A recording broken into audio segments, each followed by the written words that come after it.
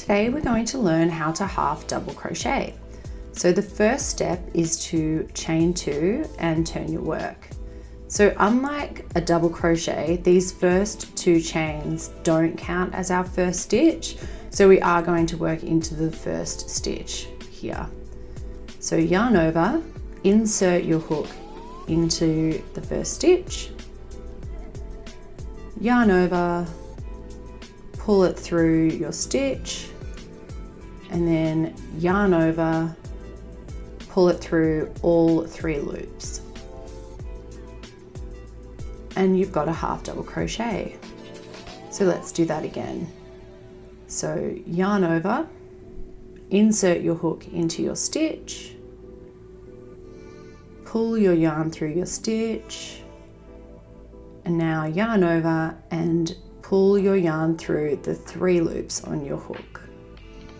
We'll do it again. So yarn over, insert your hook into your stitch, pull your yarn through so you have 3 loops on your hook, yarn over and then pull it through the 3 remaining loops.